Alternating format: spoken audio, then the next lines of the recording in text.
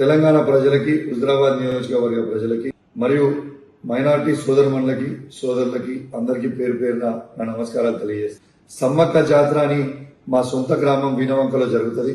ఆ జాతరలో మొక్కులు చెల్లించుకోవడానికి నేను, నా సతీమణి, నా బిడ్డ మరియు మా దళిత మహిళా సర్పంచ్ గారు మొక్కులు చెల్లించుకోవడానికి పోవడం జరిగింది. ఆడ మేము మొక్కులు చెల్లించుకున్న సందర్భంలో రేవంత్ రెడ్డి గారి ఆదేశాలతోని ఈడ ఉన్న మా జిల్లాలో ఉన్న సిపి గారు మరియు హుజరాబాద్ లో ఉన్న ఏసీపీ గారు, జమ్మికుంట రూరల్ సిఏ గారు ఏ విధంగా మమ్మల్ని అవమానపరిచిండ్రో, ఏ విధంగా గద్దెల మీద నుంచి ఈడ్చుకపోయారో మీ అందరూ కూడా చూసారు. ఆ ఫ్రస్ట్రేషన్ లో నేను సిపి గారిని ఒక మాట అనడం జరిగింది. కానీ నేను ఏ కులాన్నో ఏ మతాన్నో కించపరచడానికో నేను అట్లాంటి స్టేట్మెంట్ చేయలేదు. నా ఉద్దేశం అది కాదని కూడా మీ అందరు కూడా తెలియజేస్తా ఉన్నాను. ఇలా ఒక్కసారి ఆలోచన చేయండి. ఆ ఫ్రస్ట్రేషన్ లో, ఆ ప్రెషర్ లో, ఆ టార్చర్ లో నేను ఒక మాట స్లిప్ అయితే కావచ్చు.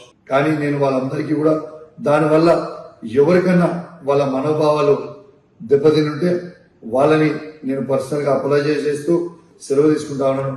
జై తెలంగాణ, జై కేసీఆర్.